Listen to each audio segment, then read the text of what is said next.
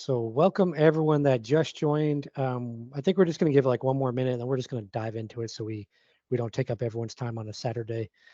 But today, everyone's going to share their experiences. Well, not me because I didn't go to Hacker Summer Camp, but everyone's going to share their experiences about the different conferences they've attended out in Las Vegas here in the U.S. So if you're joining from somewhere else in the world, you'll get to hear a little insight on kind of what we do here in the U.S. and all the chaos that we like to take part in. One thing to note is everyone will be on mute aside from the speakers. So if you have a question, there's a Q&A, just go ahead and throw it in there and we'll do our best to try to get those questions answered for you. This style is going to be more of kind of a fireside chat. So I'll just kind of do a round robin. I've got a list of questions, not too many, that I'm going to ask each of our guests. And they're just going to share some insights, wisdom, and hopefully get everyone excited about attending different conferences next year and clear up some I think questions that people often have when they see all these conferences going on and they've never been to one. So hopefully we can provide some clarity today. So I think without further ado, I rambled enough for a minute. So without further ado, we're going to just go ahead and dive right in. So Asta, I'm going to go ahead and start with you. And so you went out to Vegas this year. So what motivated you actually to attend what we call here in the US, we call a Hacker Summer Camp with all the different, with DEF CON, BlackHat, BSides. There's actually Diana Initiative. There's a number of conferences that go on out there in Vegas. So what motivated you this year to actually go attend Hacker Summer Camp? Thank you, Ken. So first of all, hi, everyone. Happy Saturday. And that's a very interesting question. And Ken also brought a very interesting fact about these conferences. We call them as Hacker Summer Camp. And that's what we know in the US and overall North America, and maybe on the Europe side too. But so Hacker Summer Camp is a place where we have 4 conferences happening in tandem in different days throughout a week. So it's Diana Initiative, we have BSides, Las Vegas, we have BlackHat, and we have DEF CON. And this year, I had a lot of motivations to go to the conference. One of them was BB Foundation. For the first time, we had our booth at the Diana Initiative. And this year's Diana Initiative theme was also, like when they were selecting the theme, my theme was selected for the conference, which was Lead to Change. So it was pretty exciting seeing everyone taking the lead and making that change. So it was very vibrant. It was a one-day conference, but we were super excited. It was power-packed. And coming to the other part of the conference, we have Megan with us today. So Megan and I, we were presenting together at BlackHat this year. We had a micro talk segment where we had 2 other speakers with 3 other speakers typically with us. And we ended up having a great time in the session. And it was largely about a data-driven talk. Megan will also talk a little bit more about that when she talks about her motivation. It was a data-driven talk. It was based on different sections in cybersecurity, like research, career pivots, international travel. We are talking about these conferences here. Unfortunately, I couldn't make to DEF CON this year. I was traveling to meet my boss, but these were like my major motivations. And other one was like seeing these people. So these conferences become that central point, like meeting these people, meeting these folks like someone, Rachna, Megan. I met Rachna for the very first time. Megan and I have been together in these conferences many times now. So it always becomes that exciting part. Like you're going to see some of your colleagues. You got to meet some new folks. You got to make some new connections. You got to know what's happening in the industry, what's working, what's not. So that's what like personally keeps me going. I get very excited going to these places, and especially Hacker Summer Camp. So yeah, that's a little bit from my side. Cool. Well, since you were brought up quite a bit, Megan, let's jump to you and just find out what drove you out to Vegas this year. Yeah, it's actually one of my favorite weeks of the year. And I think the fact that we nickname it Hacker Summer Camp is so accurate because it is one of those gatherings, and if you ever went to summer camps as a kid, it was like kind of like a magical time where it was a little bit different than your regular year, and you met up with friends and you met up with new friends. And I feel like that's a very apt nickname for it. I'm heavily involved in the conference scene, both as a volunteer and a speaker. And so my first conference for that year was the Diana Initiative, just as Asta was saying. So I actually arrived on a Sunday because I'm on staff with them as a volunteer. And so I was helping set up the conference. And then Monday was a full day conference. I also helped out with the BBWIC booth a little bit to help these ladies get a little bit of a break. And I just really enjoy the different pieces to these conferences because it's not just the meeting with people, it's not the gaining of knowledge, it's also the doing of things. So for example, at the Diana Initiative, I got to spend like a decent amount of time actually soldering in the maker village. And so you end up making these badges. So there's a lot of like badge life that goes on. Is a huge component of it where you do quite a bit of soldering, quite a bit of making, and I really enjoy that aspect of it. To close out the week, Asta and I spoke at BlackHat, which was an amazing experience. We were briefing speakers and had a lot of people come afterwards and speak with us about how they can use data in their approaches, how they can conduct research, how they can improve things for their employees. So both kind of from the HR side of things, but also from the practitioner, the individual contributor side of things. And then DEF CON, I'm a goon. So I've got like my goon badge is my handle, Carpe Diem Tech. So I help out with that conference quite a bit. I like the third shift, so it's kind of like the nighttime shift, and we even did an evacuation on Saturday. I can speak more about that later. And then I also attended SquadCon for the first time, as that was their first year as a conference. So that was kind of more of a diversity conference as well. And then I mentored some first-time speakers at BSides as well as Diana Initiative. So meeting up with the people you're mentoring, your mentees, is really impactful because you've interacted with them virtually for quite a while leading up to the conference, but you probably haven't met them in person. So I think it's that beauty of coming together once again. So I think that human piece to it really solidifies so much of what Hacker Summer Camp is. Excellent. Real quick before I jump to Saman, for those that just came in, if you have any questions at all during the session, just throw them in the QA section and we'll try to get those answered for you. So Saman, what drove you out to Vegas this year? Thanks, Ken, for that question. And I really resonate with what Megan and Astha actually talked about and what motivated. That just covers every point that I wanted to be at Hacker Summer Camp. But the other thing was that initially, I have attended Women in Cybersecurity conference and then few local conferences in Atlanta as well. And I got the vibe of it that, how you actually catch up with new people and there are sessions that happen and that you be part of it, and it's okay to be overwhelmed at such sessions. So I've heard a lot about Hacker Summer Camp. When I was back in India, I had attended BlackHat virtually and been part of Diana as well virtually. But I really wanted to attend them in person and catch up with all of you folks there and also attend a lot of sessions. Apart from all that thing, I also got a scholarship, that was another push for me to attend all these conferences. And yes, the Diana Initiative booth that BBWIC had, that was one of the biggest thing that I was really looking forward for Hacker Summer Camp, and that was a great experience for me. And all of other things I would be catching up with future questions as well. But I had a really great time to catch up with people, to be part of sessions, and see the vibe of it, that you have to travel from one place to another for one conference to other conference, and how you actually manage it. So probably we'll be talking more about that travel thing as well.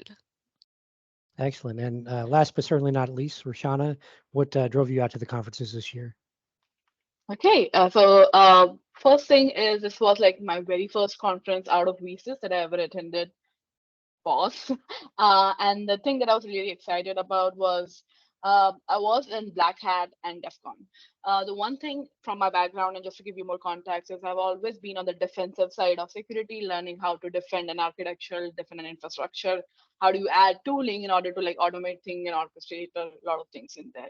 But one thing that I want to like start working towards is being on the offensive side and try to learn how exactly do attackers have that mindset of how creating attack paths and do analysis of how that happens. So the most important thing that I was targeting is I have been thinking a lot about the defensive side of security without even thinking how actually attack can actually happen. What are the different avenues in which attackers actually can get in? So that was like the very first thing that I was really okay, I need to get in there, see what people are talking, see what their research is, so that I can actually start working on that initiative. The other things that I had is like emerging technologies and tools. I'll talk about this more when we talk about like a few other questions. But like one thing is like LLM and AI have become such a big thing, and everybody was talking about it. And BlackHat especially had a lot of talks about AI and LLM. So that was one thing I was really excited about. Okay, they're going to talk about how security is going to be influenced in this new world that we are going to step in. So that is another thing that everybody in my organization as well were like, okay, they're going to talk about AI and security. That's something that's really interesting. So you should definitely go and get some pointers from there. And the last thing was I would say I've been very happy when I'm in VSiS because like everybody around me is someone like me who is someone kind of had the same path as me. But like BlackHat and DEF CON was so different. I knew it was different from the day when I looked into like their talks and I realized there are not many women who are actually giving talks. There were very few women giving talks. So that was like a preparation that I had to do in like, okay, this is not going to be VSiS. This is not going to be my comfort zone. But I wanted to get out of that comfort zone knowing that there won't be many people like me, but I want to be the representative there. Well, okay, I can be here. I know I can do this. So that was just me. The third point is getting out of my comfort zone and going out in the open and just seeing what it looks like to be a woman in the cybersecurity field. Excellent. So I'm going to stick with you for the next question because you actually pulled out a few insights and things you took away. But anything else that you took away from the conferences you attended, or any insights that you gained from attending? Yeah, so a few of the things is like talks, a few of the talks. So for example, there was one of this, I think Google OAuth talk that I had that I attended, which was about like trust in the world of zero trust and something on that line. It was very close to what I was doing at work, so I was really excited to see what that presenter had to talk about. And I went into that talk thinking, okay, I'm going to learn how exactly they think about zero trust. But what I got out of it is the way that the organization that talks about zero trust is doing an implicit trust for a few things, when in which case it's not following what it is preaching. So it's always said when you talk about something, preach about something, follow it. But then I got to know that the company that was doing something on a similar basis was not following it, and the researchers were able to bypass a few things. That got me to think about, okay, I am blindly just following any of the vendors and I think that the tools that they're giving me, thinking like they are providing 100% of what they have. But something that I took away from that is like verify and validate what you're trying to do. So whenever we do POCs, we only think about how this is going to benefit us, but thinking that they will handle the right side of things, like everything that they're claiming would be working. But that is not the case that I learned. That when I'm trying to do a POC or something, try to figure out, okay, can I break through this? Can I do something that will actually help me create a path through it? So that is what I would say is one of the best things that I saw there. The other thing was there was an arsenal, something that's in BlackHat, which is all about open source tooling. And it's the two experiences are one thing best is like you can actually stand in front of the booth and see them actually doing things and show you exactly how that open source tool works. And then you can start thinking about how you can apply those things into your organization or something that you're reading or like learning towards, because open source is available to all. Even if you're a student, it's available for you. If it's an organization, it's available to you too. So that is the second part that I took away from it. I think these are the two ones I wanted to really highlight. Excellent. Megan, any key takeaways or insights that you gained from the conferences you attended? Yeah, I mean, I think a number of them. So one of the things that I'm working on moving into in my current role, I'm a security engineer, is doing a lot more work with pen testing. And so any conversations and talks about pen testing were of particular interest to me. And so I went to a talk that Phil Wiley gave on that on Thursday and just kind of outlined a lot of the resources for getting into pen testing is like a subsection of cyber. So a variety of open source labs, range forces, etc., and just kind of the approachability of it. So I've always kind of done it ad hoc, but never built out a set methodology. And so I think that having ways to practice things is really great, but you also want to have a very like documented process driven piece to it as well. And that kind of came front and center also with another talk that I went to earlier in the week, which is all about vulnerability disclosure processes and the coordination with that. So all the processes involved. I already knew that we're a very process oriented field and there's a lot of writing. So I think that just kind of keeping those in mind, that it's not just one set of skills in cybersecurity. There's many different sets of skills, but if you're able to document what you're doing and continue that learning and know that you can try to hack all the different things, I think those are some really good things to just kind of keep in mind.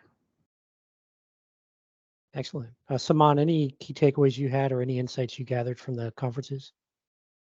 There were many. One of the sessions that I attended in BlackHat was from Astha and Megan and the team, Sherry and others. That was a great session. It was something not related uh, to, the normal structure of the talks that we have, but that is something important that you must know. And the data that they had collected from the past few months, that was really a thing. And I could actually see and resonate with the audience there that, a lot is important, uh, it's just not the work thing, but you have your family and other things that also comes along with the work, and how do you manage that during conferences and everything. That was something that was really really great for me. The second was when I went to SquadCon. I just went there for just one day. Apart from the career services that they were offering, there was one session that few of the Microsoft folks gave about bug bounty and their story time actually with bug bounty, how they actually started, and what are the current provisions that Microsoft has for bug bounty programs, and how can you be part of it. And if you're a student, or if you're unemployed, or if you, for that matter, you're employed and you want to learn more about that, how you can traverse through that program. So that was like a step by step thing that they told us about bug bounty and how you can register and be part of it. So that was more of things. For DEF CON, it was quite overwhelming for me. There were a lot of things going on there in that specific, place. But one thing that I actually saw from online, but I was not able to see it from very near, but a little afar, was, people actually, using Chat GPT and other AI tools to actually know more about your credit card information and then getting off with your names. So that was one fun thing that I also wanted to see it for myself, or for my card, or for my name, that if it could actually fetch it at the advanced versions. But I wasn't able to see it live. But yeah, I've heard that people, actually went to that space and, could get all those details related to their names and everything. So that was really scary. But yeah, that's AI. So those were my major highlights from Hacker Summer Camp. Excellent. And Asta, same for you. Any key takeaways or insights that you gathered from the conferences you went to? I feel many. This year, not only I was attending conference, was being the speaker, or was also leading a booth. I'm also looking for jobs. So there was a reduction in force. My team was impacted. So I was looking for jobs, and I was looking for opportunities where through the conferences, like let's say there are students and people like me who are looking for jobs, how they can be benefited from that. And since I was heavily involved in Diana and BlackHat both, so both of the places became a central location. You had different kinds of sessions. So Diana had their own way. They had different recruiting companies in a different room. You can go and catch up and talk about what they are hiring for. And then at BlackHat, they have specific sessions. So there was this one security job session on Thursday, which I attended, which was just besides Arsenal, which Rachna was talking about. So there was this session where the hiring managers came and different folks came. So it was very unique because hiring managers were wearing a badge. They were given stars where you can put on your badge, which shows like what type of experience you're hiring for. So a space was created where you can network with managers, you can network with folks who are looking for job. Everybody was, I would say, very open. Like if you go to different booths, in the business halls, if you go to different booths, every company was pretty open what they are hiring for, and they were pretty open for helping you as well. So this was one separate key takeaway. Other than that, I love space. You all know how much I love space. So there was this one session in BlackHat which was about, hey Houston, we have a problem and there is risk in low orbiting satellites.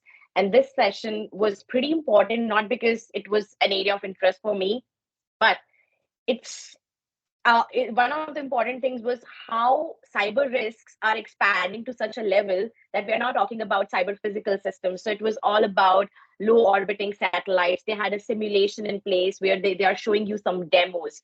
like how these satellites, if they are misconfigured, how command and control take place, how denial of service can take place.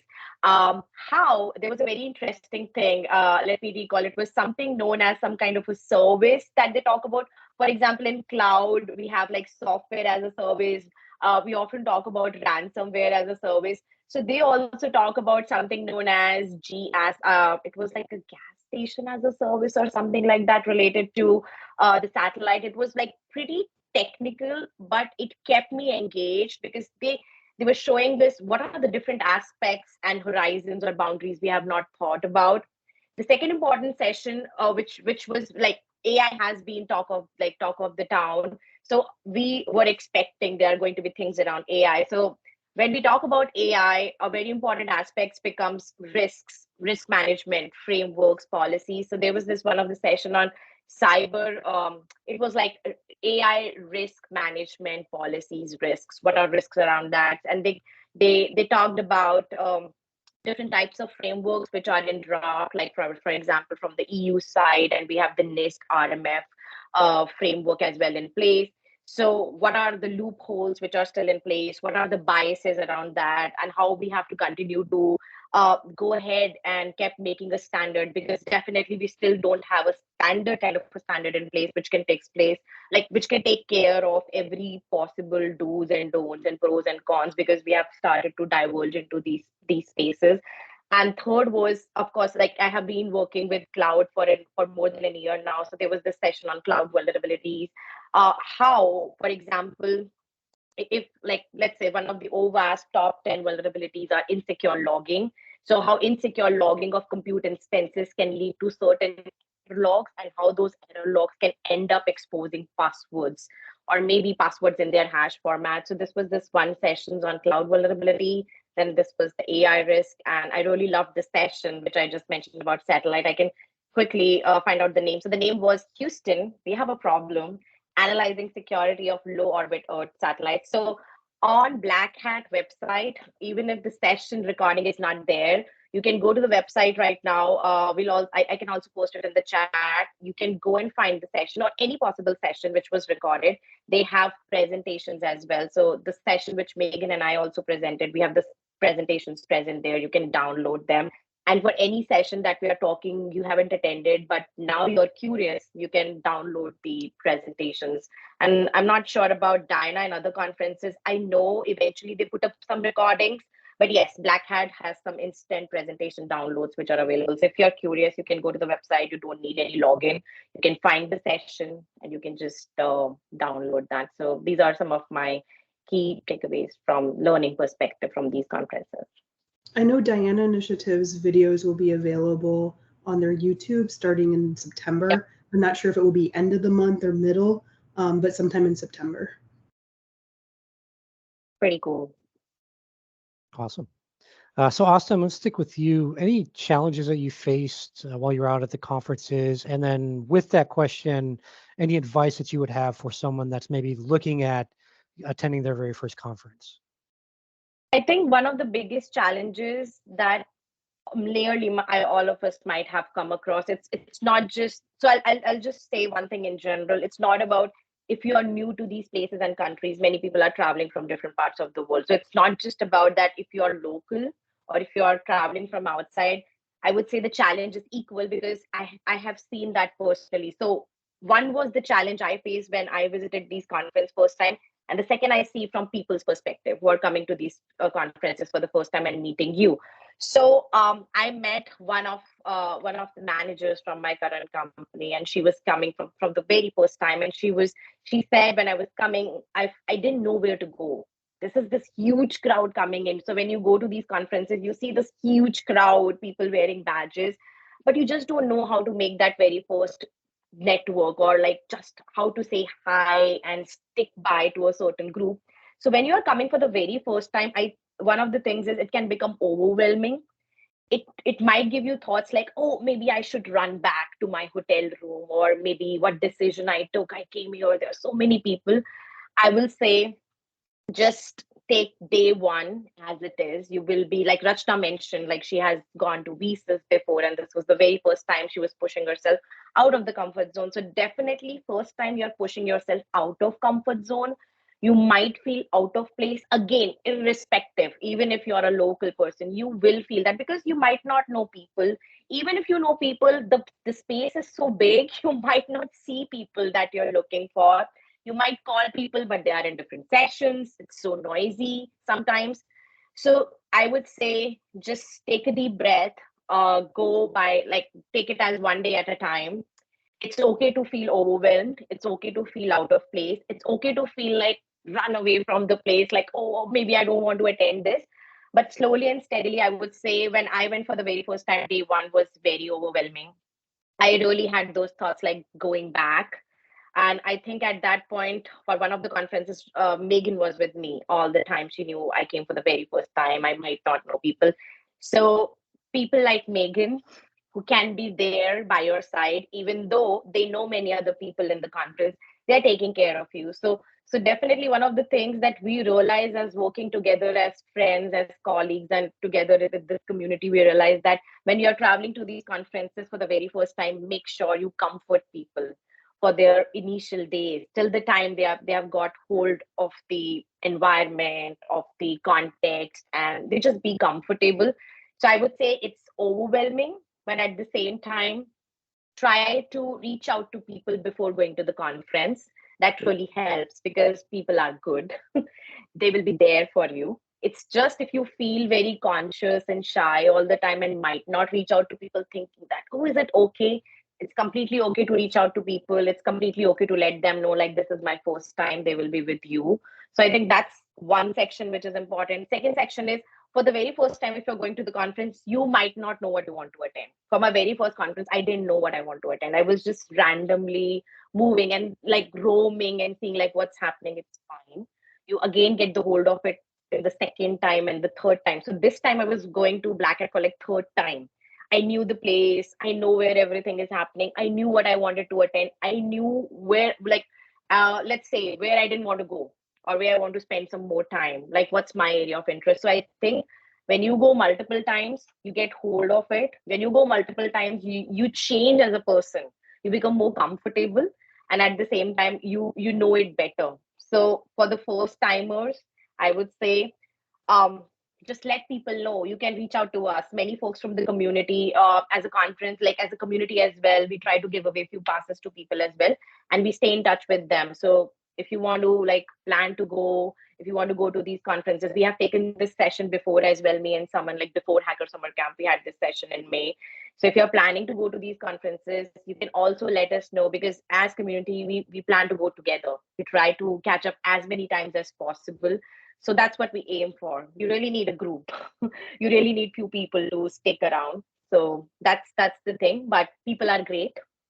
It's just you have to reach out. You have to start few things from your side, and things will start to happen from the other side as well. So don't feel overwhelmed. You will feel overwhelmed, but just take it at one day at a time. So that's my key takeaway, like majorly. Like, these are the learnings and how I have overcome them over the years.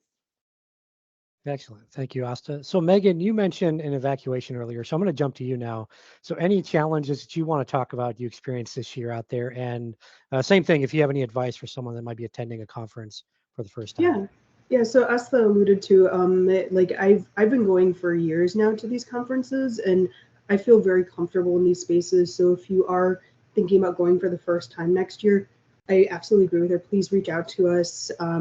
I frequently make it a point to meet up with new people, and I in fact give them like a little tiny duck if it's their first time coming to the conference. But yeah, this year we've had some interesting challenges to it. It was our first ever full evacuation of DEF CON on a Saturday night, and usually DEF CON officially goes until 3 or 4 in the morning, and so this was an evacuation in the height of the party time. I do third shift, and people were really fantastic about it. It was a false positive, but it was a potential bomb scare that we had to do multiple layers of evacuation. And so Fortunately, it was not a bomb, and fortunately, no one got hurt. But also, it was very clear to me, once again, with that like people coming together piece, it was very clear to me how much people came together to make sure that people were safe. And you know, an evacuation can be disorderly, people can be rude, etc. But none of that happened, right? People were very orderly. They evacuated. They were very respectful. Like people had some questions, but if we were at that point not able to share any more information, because we were not cleared to share any more information, and we also didn't have that much information. And so no, people were fantastic with it, but I would definitely say that that was a little bit of an interesting challenge. I would not be surprised if there are a number of stickers next year. There's sticker exchange is a big part of DEF CON, that say like, I was there for DC 31, which was the one that happened this year. It was the bomb or something like that. So I would not be surprised if we see things like that. The big thing I would say just generally about the week is there's a lot. If it's possible for you to go to one of the smaller conferences and go to one of the bigger ones, I think that that's really great for both new timers and people who've been going for a while. So if you go to like BSides or Diana Initiative, or if SquadCon's back next year, each of those conferences has, you know, between several hundred, or BSides has just a few thousand, like 3,000, I think, people who usually attend, compared to the over 30,000 that attend DEF CON. So orders of magnitude smaller, and so those can be really nice, more community building. And then with DEF CON, you have to find your community within that, and it's a little bit harder. You won't be able to see everything, and I really recommend, and I'll post this in chat, getting the Hacker Tracker app. So this is not like it's built by someone in the community. It's very well maintained. If you look at the AppSec protocols and like how much data it's taking from you, it's not really, compared to like something like one of the social media sites that might be grabbing all sorts of data. It's really helpful for just knowing what's going on for a variety of things throughout the week. So I super recommend that, and it has maps in it as well. But yeah, so pick a few things. You can't do everything. Last year I was like, you know, I'm going to go to every village in DEF CON. That was a very bad idea. I think I made it to all but 2. And because I was setting that as a goal, I was only able to spend like such short amount of time. So this year I was like, I'm just going to pick a few things to focus on. I'm going to go to aerospace, and that's one of my favorites. So I went to the aerospace village where they were doing like hacking satellites. I ran a book club activity, and I helped judge a contest. And, you know, just pick a few things to focus on, I think would be one of my biggest things, because the challenge is you can't see everything, and there's so many cool things going on. Awesome. Rashana, I'll jump over to you. Any challenges that you face at the conferences, and any advice you might have for someone that's going for the first time? Yeah, definitely. I have 3 which are like conference related, and 3 which are more like travel related things. So start with the conference one. I'm a very organizing person. So before the conference, I had like an entire spreadsheet of these are the things that I need to go to. These are the ones that I definitely want to go to. And these are the ones which I know like I can attend this online for like BlackHat. So it's fine if I miss this one. But the thing that the challenge that I had is I forgot to look at the map and the different venues that they were in. For to give you an example, in BlackHat, there are 4 levels, so like level 0 to level 3. And in DEF CON, they were in 3 different hotels actually. So there was Caesars Forum, there was Link, and there was Harrah's. So the most challenge that I had during the BlackHat was like I attended a conference workshop or something, which was on level 0, and the next one was on level 3.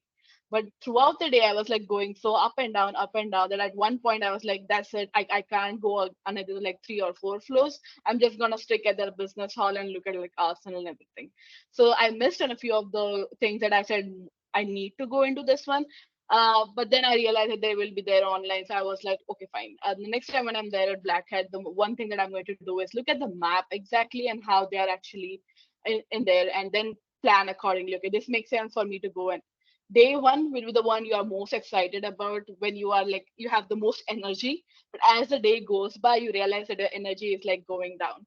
So it's good to plan like things to do that you want to do a lot on the day one, and as you go by, make sure that you are planning it in such a way that you get breaks, that would be nature's break, that would be just like time to just be in there and just settle down, or just go back to your hotel room during like the afternoon time, take a quick nap and then come back, because it's an entire day event, so you can have that time for yourself.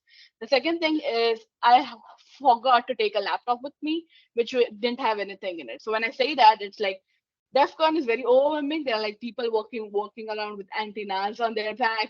There are like password cracking village happening at the back. There's wall of sheep. So you feel like I don't want to take any of my laptop or phone in there. So I'm definitely gonna take a laptop which is just like Linux distro or something in it, which can just be used as a lab environment for myself the next year I'm there. Because this year I had my computer laptop and I didn't want to take any risk adding to the SSID there or just being on any of the networks there. So that is the second thing. The third thing is, as Asta was mentioning, there are a lot of things which you feel overwhelming about. Okay, this is just too much technical for me, or like I don't understand why are they talking in such a way that everybody knows about this. So in which case, when I felt like a few things are overwhelming, the two things that I did was like I write down those things in my notebook. Yes, notebook. I was not taking out my laptop anywhere, and I was just writing down those things. And when I came back, I was looking for white papers and the things which was like exciting for me. So a few of the Houston one, there were a lot of like protocols and everything that they mentioned. I was like, I had no idea about these protocols. I came back home and I was looking at those protocols. So it's definitely overwhelming, but take it in a positive way of, okay, I don't know this, but this is a takeaway for me that I'm going to go back and learn from it. And moving away from the conferences, talking about the travel and everything, one is Vegas's heat was just too much. So pack your dresses, pack everything that you want in such a way that you feel comfortable in. Nobody is there to judge you if you are wearing formal clothes, casual clothes, anything. Just wear things that you're really comfortable in, because that is going to help you save the energy that you need for the conference. I had like electrolytes, so I had like water bottle and I had like electrolytes in it that I was sipping as I was walking from one place to another. A lot of the conferences and the hotels are like linked through tunnels, so you don't have to get out of those. You can just find those tunnels and you can ask anyone. Like for example, Megan was a goon there. They probably know about like where the tunnels are that connect internally, so you don't have to get out. So that's one thing. And last thing is, as I was saying about the day passes by, there are a lot of things that you want to do on day 3, but it becomes so overwhelming, both physically and mentally, that you feel like, okay, I can't take any more of the knowledge in there. So when you're planning the very last day, if you're doing that for 3 days, if you're doing it for 5 days, make sure that the last 2 days are not as heavy on the learning front, but more on like enjoyment front, because that's going to give you the energy that you need. Sometimes when we think about mentally, we get so much exhausted that even our physical strength wouldn't allow us to even learn something new. So just do something which is fun. It's okay if you're there for the conference, you learn for like 3 days, you learned a lot from what you came in from. Just enjoy the last 2 days, meet people, just go out, explore the city, and just do the things that you really enjoy. That's all. Lots of great advice. Saman, I'll jump to you. So any challenges that you faced during the conferences this year, and also any advice you might have for someone jumping in for the first time? I was a first timer, so I would be the best one to talk more about my challenges as well and how did I overcome it. So, I was pretty much on the lighter side that I would be able to handle Vegas and the temperature and everything, but I couldn't. I felt sick. I was sick for 2 to 3 days. I was staying up with Astha as well, and it was really, really challenging for me. The time zone, because I come from the East Coast to the West Coast, so syncing up with that 3 hour difference was a little difficult for me as well to sync up with everyone back on the East Coast or maybe connecting to family, all those things. And that just was not happening right for me. It took me like 2 3 days. So that is one thing you have to note down, that if you're traveling from a different time zone, you have to be ready for all those changes in the time as well. Next was Vegas is pretty hot. Very hot. It was really a lot for me to take in, and I really felt sick on that note. And I was resting for most of the times at the initial days. Um, Apart from that, there's one more thing that I would want to suggest is to know more about conferences and how they have provisions for travel from one conference to another conference. Like for example, I went to SquadCon uh, after DEF CON.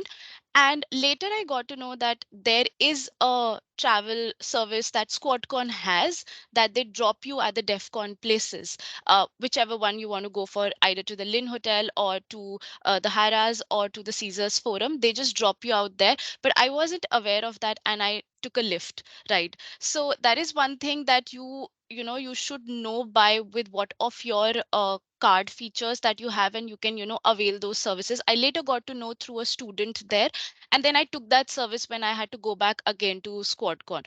So that's one thing to know, because the conference actually provides a lot of things, from food coupons to travel things to travel help. Because I took a cab from BlackHat to my hotel, and that was a free of cost ride for me. So that is something great that all the conferences were providing, but you have to know about it, at least mingle with a lot of volunteers and get to know about what are the things that you can avail for that particular day or for the coming days. The next is, obviously everyone comes with an agenda that I would be attending this particular talk in this conference, then here, then there. But there are a lot of things that come impromptu as well, and they could be at really odd hours as well. So it could be late in the night, there could be a networking session, or it could be a breakfast session. So you have to tweak your agenda likewise, and you could meet up with a lot of people. And that's one thing, you have to be flexible with your agenda, that you may have new things, new sessions that could come up, and you attend those things.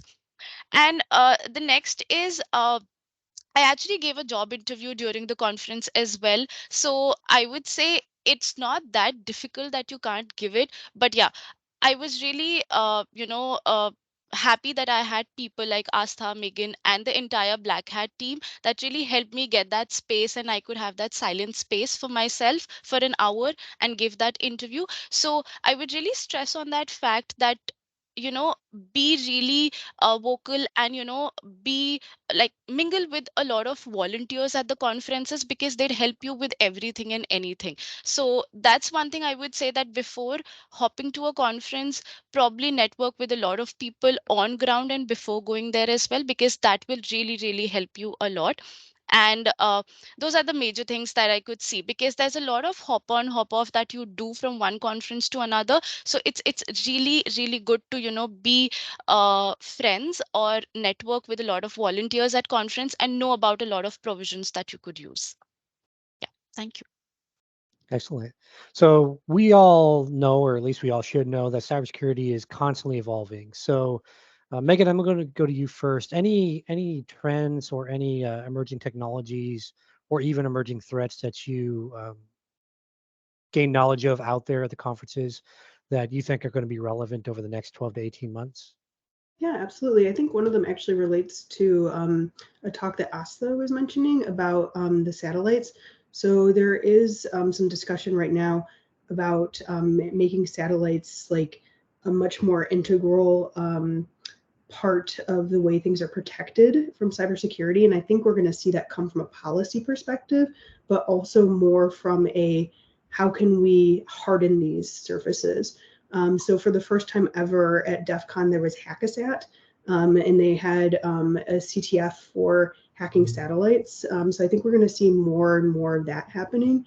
And then, I think we all kind of see this one, the prompt hacking that happens with AI systems with the LLMs. So I think we're going to see a lot more of a granular breakdown for how you do that. And then there's the counter examples of those. So there's like warm GPT or evil GPT are two that I've heard of. And so these are using the exact modeling that GPT-4 has. And I recently heard Meta is going to be open sourcing GPT-5. And so I think we're going to see threat actors using this open source access for nefarious use.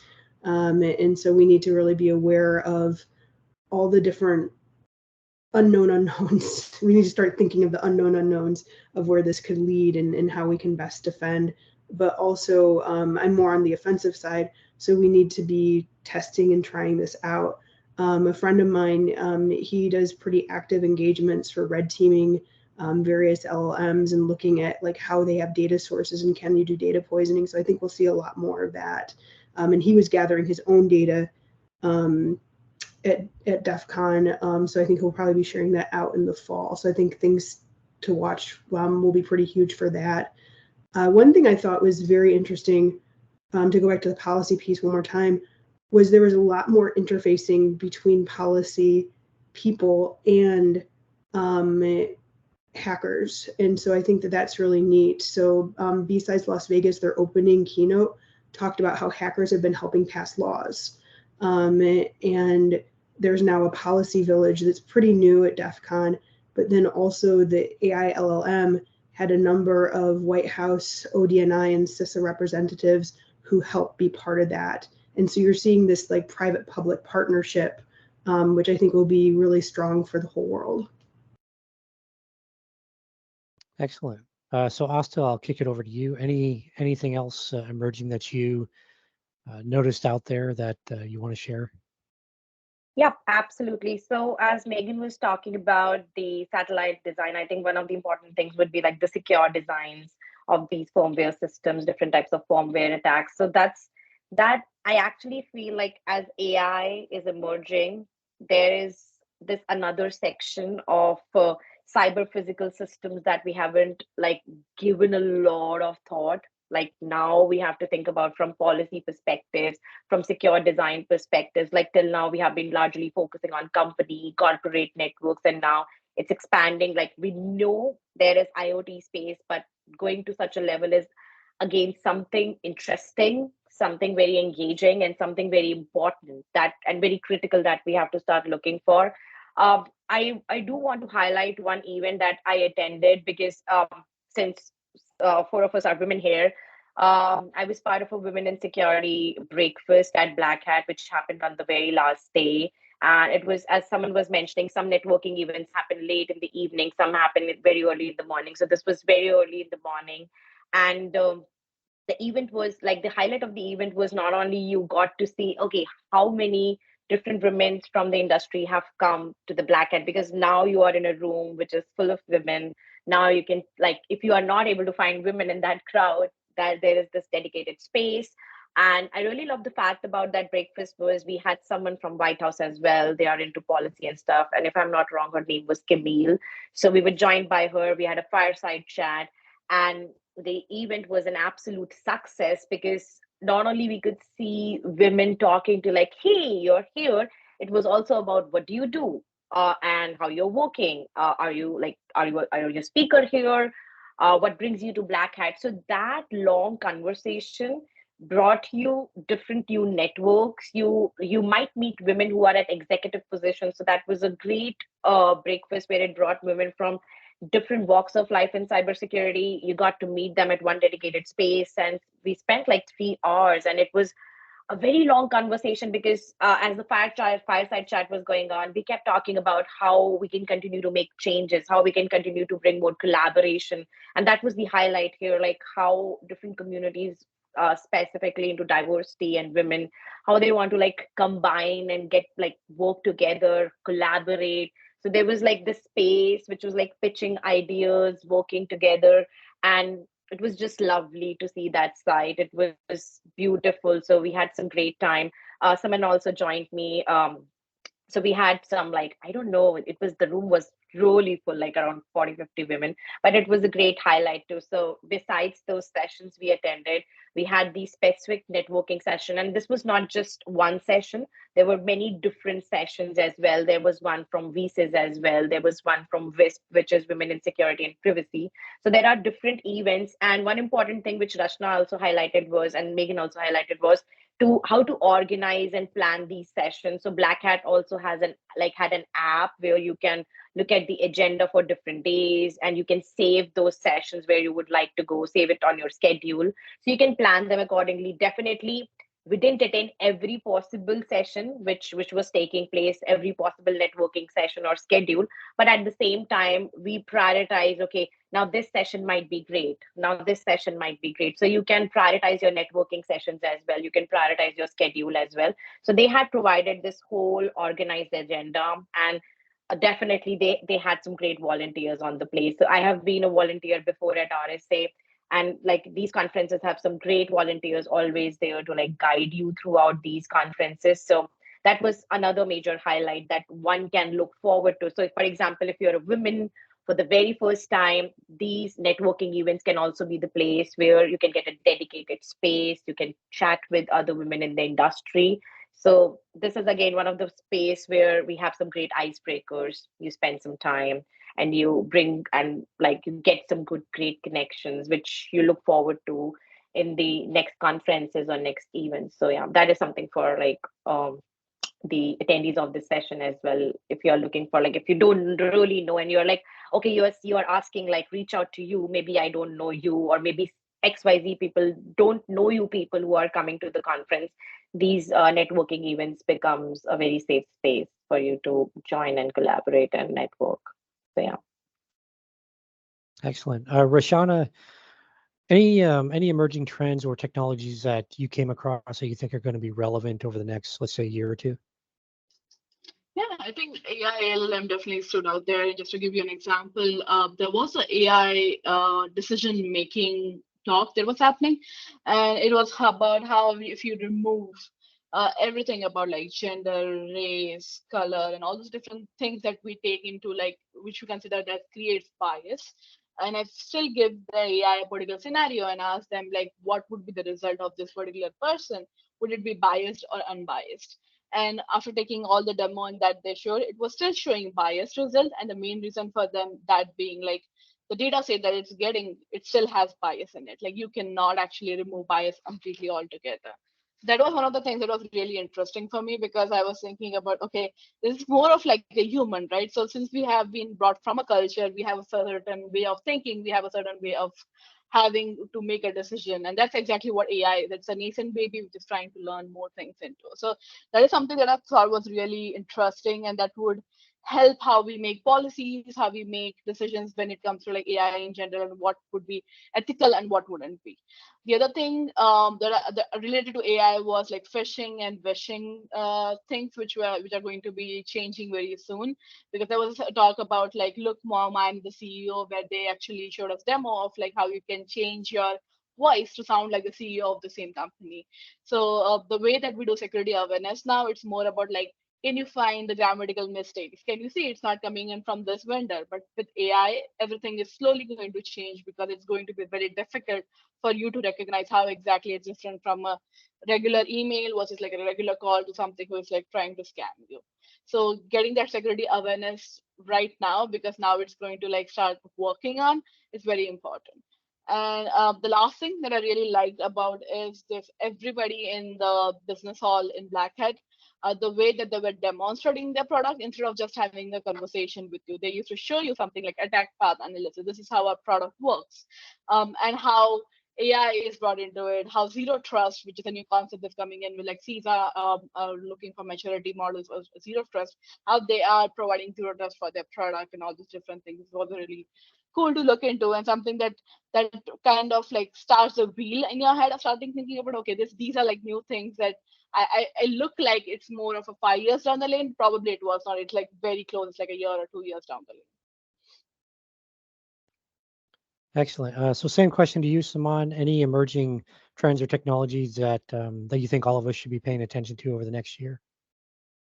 Uh, I strongly say AI is one thing because we're moving across to generative AI. But one thing that I heard with in the bug bounty session was that because we're all moving past the traditional softwares or the traditional devices that we used to find the vulnerabilities on, we're now moving more onto the digital scape of having things that are non-traditional devices or medical devices or cities infrastructure future, we're paying more attention onto those devices that we use day to day. We connect them and how we have to find vulnerabilities onto them. So that's the, I guess, the scope of bug bounty and AI coming together now, because as we progress on one side, the vulnerabilities and everything, the scope of it also increases in terms of the traditional devices or the traditional way of doing things or using the softwares. So that's one thing, I guess, that is will be going in the next couple of years hand in hand. And it's scary, it's very scary, but it just is opening a lot of scope that everything can have vulnerabilities. It's just not your mobile devices or laptops or anything of that sort, but a lot of other things that you merely use in your kitchens could also have vulnerabilities as well. So that's one thing that I caught on, and that could be a big thing in the coming years. Awesome, and completely scary at the same time.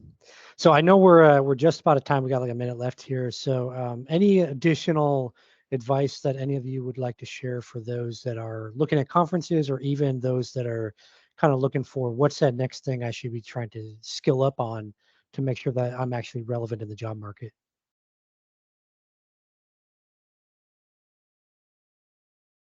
Can I add? Yeah, just jump in, whoever has thoughts. Yeah, absolutely. So still I'm in the job market right now. I can definitely say AI is the upcoming skill set because companies are moving towards the AI side. However, we still have some time. So one of the things would be like one can always start with some basic AI certifications, like which are there, like different big tech companies they have there, like Google has, Microsoft has. And another thing would be cloud, because we are largely migrating more towards cloud. So cloud-based certifications again, like Google, Amazon, Microsoft, or you can also go for like CCSK. So if you're looking for upskilling, if you're looking for next steps, so AI has definitely, I would say it has its own edge, but it will take some time to shape because we have a lot of policies. So I would say policies important. So like getting into like NIST policies, what's happening around the AI. So if you are up to date with those skill sets, like what's happening, what's in the draft, and at the same time you are upskilling from the technology point of view as well.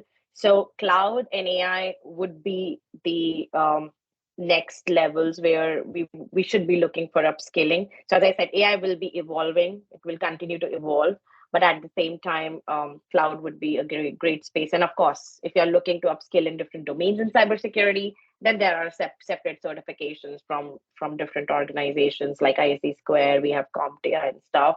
We have SANS. But yes, AI and cloud are going to like integrate a lot. We are going to talk more about the um, cloud side of things. For example, the top vulnerabilities, what's happening on that end, and same as with the AI, talking about data, talking about bias, talking about standardization, talking about architecture around that, because how your overall architecture will now tied up to different AI systems and how they are going to work, what would be the different layer of assessments of security in the design.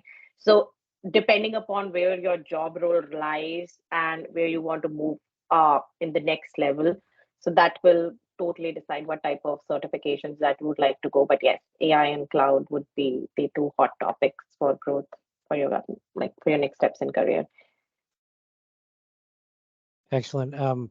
Just want to mention in the chat, I shared a YouTube channel. So Clint Bondungan, he's big in the ICS and OT hacking space. Essentially, he's written a book on it. Anyways, a side project of his is around AI and cybersecurity and LLMs and all that good stuff. So he's got some free videos on the channel. I know he's planning to do a lot more of those. He's also got, I don't know if he links it on his channel, he's got a course, the first couple of like the first session, which is I think 2 videos, that's free, and it talks about things like ChatGPT. Oh gosh, I don't think he covers Bard. I think he covers, I can't think of the other ones he covers. Claude is the other one that he covers in there. So if you're trying to upskill in AI or just get a general idea of things, he's a good resource. His YouTube channel is a good resource. And there's a number of things out there. I would caution people, there's a lot of companies trying to take advantage right now of the AI buzz and throw out AI certifications, which are complete crap. Sorry, I shouldn't use words like that, but they're junk. And so be cautious of that. It's too early, right? I mean, all of us on this call, I wouldn't consider myself an AI expert, right? I'm not an expert in LLMs. Like I'm not a data scientist, right? Can I break stuff? Absolutely.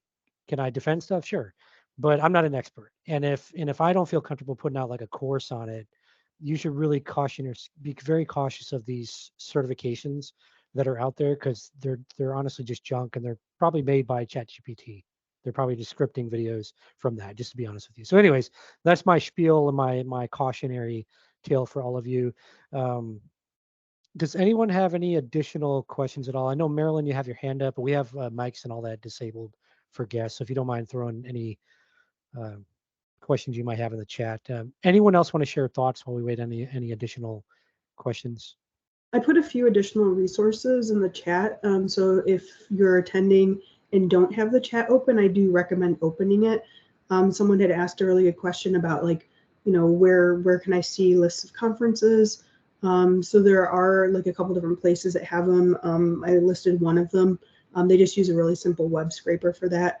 And then very similar, if you attend some of these bigger conferences, RSA, BlackHat, DEF CON, etc., there's a lot of events that are surrounding those that have invites beforehand. And so there's someone who actually kind of collates all that information, and they have a website called Conference Parties. And so he's also an individual contributor in the community. And so I think it's kind of like figuring out like what different resources are. But one thing I would just kind of close out with, from my perspective, if you're not sure where to get started, how to get started, volunteering at a local conference can be a really great place to start, because you'll get more integrated into your local cyber community. And then when you're volunteering, you kind of have like, okay, I'm going there, I have this set thing I'm going to do. And oftentimes you get both a free pass to the conference as well as maybe like 1 or 2 meals. So it kind of helps keep the cost down. And then you can ask people who are volunteers there, like, oh, what other conferences do you go to? Like, how have you found those? And were there any resources for getting there? So just kind of asking those questions as you're going along, I think can be really helpful. I strongly agree with Megan's point as well because I am from Atlanta, so when I came here, I attended a lot of local conferences here in Atlanta. So, be it ISA or be it ISACA, I went there at the local chapter meetings and volunteered there, and I even got a scholarship from there. So, try and mingle up more into the local conferences because you know your city the best. And it's just not here in the US. There are a lot of chapters back in your home countries as well. So I'm from India, so there were a lot of chapters in different places there as well. So just look out for the local chapters, go there for the meetups, and you could gain a lot from there, and eventually that will make you more ready for these bigger conferences to travel or be part of it. So that could be more of helpful. So start with local conferences, get the hold of it, like how do they actually happen, and yeah, from there it would be a cakewalk for you. I agree. And I'll just add, especially if your resources are limited, don't feel like because everyone's going out to Black Hat or DEF CON that you have to like get a loan or something to go out to. Like it's not that. I mean, yes, they're valuable, but they're not that important. I mean, yes, you'll miss out on some, but like this session, people have sessions, they do recaps. You can learn a lot just by absorbing what's online for free. So you don't need to put yourself in any type of financial situation. And kind of to Simon and Megan's points, local conferences, get your feet wet. There's a lot of really great local conferences, a lot of local great meetups, no matter where you are in the world. So awesome. Yeah, I think I don't see any additional questions unless Charles. So Charles is a CISO for the Horizon Summit and all that good stuff. Anyway, so we have a CISO in our midst. He's super famous, but I don't see any questions. So I think we'll wrap up so we can be mindful of everyone's time. Great session. Thanks to all of our speakers for sharing your wisdom and your feedback on the conferences. And hopefully when I go out to Vegas next year, there are no bomb threats. If there are, I'm going to hack you if you're the one doing it. So just keep that in mind. But thanks again, everyone, and enjoy the rest of your weekend. Thank you. Thank you. Bye-bye. Thank Thank you. you so much. Bye. Have a great weekend.